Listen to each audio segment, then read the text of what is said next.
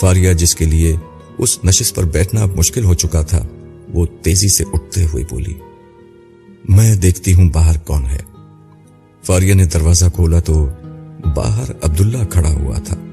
فاریہ کو دیکھ کر وہ حسب عادت مسکرایا اور اپنے مخصوص ٹھہرے ہوئے لہجے میں بولا، السلام علیکم فاریہ، آپ خیریت سے ہیں؟ پھر اس کے جواب کا انتظار کیے بغیر اپنے آنے کا مقصد بیان کرتے ہوئے بولا، مجھے اسماعیل صاحب سے ملنا ہے، کیا وہ گھر پر ہیں؟ اس وقت اسماعیل صاحب گھر پر نہیں تھے۔ فاریہ کو یہ بھی معلوم تھا کہ وہ آمنہ بیگم کے ساتھ باہر گئے ہیں اور رات سے پہلے نہیں آئیں گے، مگر اس وقت وہ کرن کی ناک توڑنا چاہتی تھی اور ناک توڑنے والا شخص اس کے سامنے کھڑا تھا۔ یہ ممکن نہیں تھا کہ وہ عبداللہ کو باہر سے لوٹا دیتی۔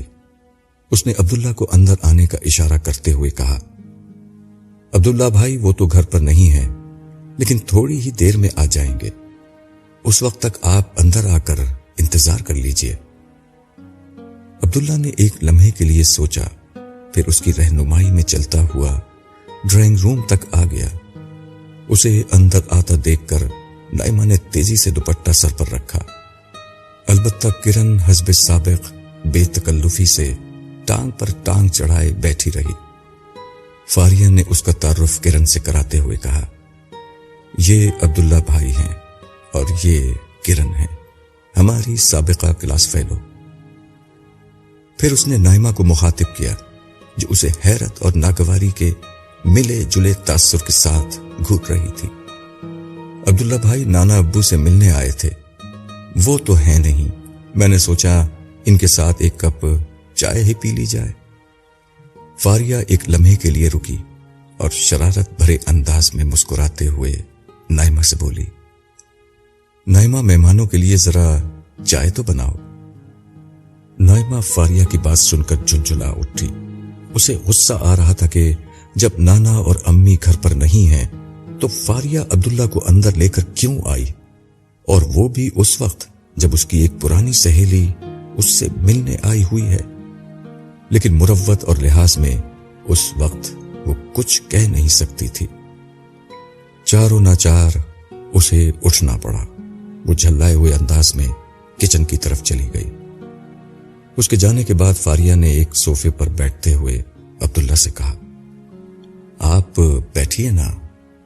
عبداللہ بیٹھ گیا اور فاریہ کرن سے عبداللہ کا تفصیلی تعارف کرانے لگی۔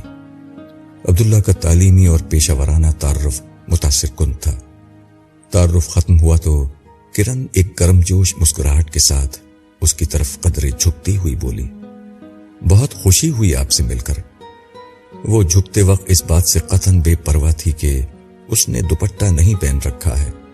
جواب میں عبداللہ نے کہا، مجھے بھی بہت خوشی ہوئی۔ یہ کہتے ہوئے عبداللہ نے نظر اٹھا کر کرن کی طرف دیکھا اور تیزی کے ساتھ نظر جھکا لی۔ اس کے بعد جب تک عبداللہ بیٹھا رہا اس نے نظر اٹھا کر کرن کو نہیں دیکھا۔ خاموشی کا ایک طویل وقفہ آیا جس کے بعد فاریہ نے جنگ کا میدان ہموار کرتے ہوئے کہا، یار کرن، وہ عبداللہ بھائی کے آنے سے پہلے تم کیا شعر پڑھ رہی تھیں؟ کرن نے ایک لمحے کو رک کر غور سے عبداللہ کو دیکھا۔ وہ نظروں ہی نظروں میں عبداللہ کو تول رہی تھی۔ عبداللہ کے جھکے ہوئے سر نے اس کی ہمت بندھائی۔ اس نے پورے اعتماد کے ساتھ شعر دہرا دیا۔ اس کے خاموش ہونے پر فاریہ نے عبداللہ سے کہا، کرن کا خیال ہے کہ خدا کے تصور سے نجات حاصل کیے بغیر ترقی ممکن نہیں۔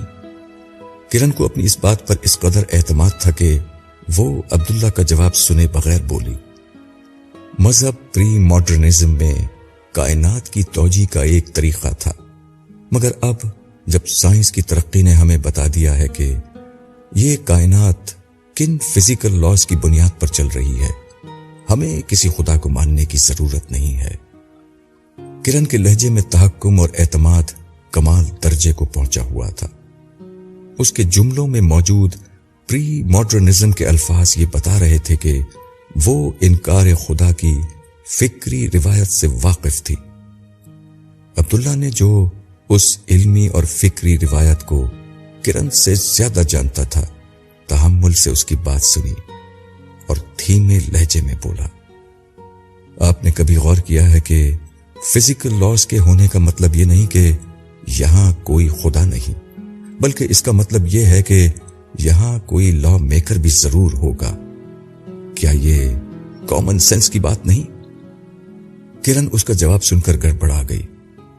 اس کے چہرے کے تاثرات سے صاف ظاہر تھا کہ وہ عبداللہ کو جواب دینا چاہ رہی ہے، مگر اس بات کا کوئی فوری جواب اس سے بن نہیں پڑ رہا۔ مگر اب کرن کو اندازہ ہو چکا تھا کہ سر جھکائے بیٹھا ہوا شخص جسے وہ گاؤدی سمجھی تھی اتنا پیدل نہیں تھا۔ عبداللہ نے ایک وقفے کے بعد کہا، یہی قرآن مجید کا طریقہ ہے۔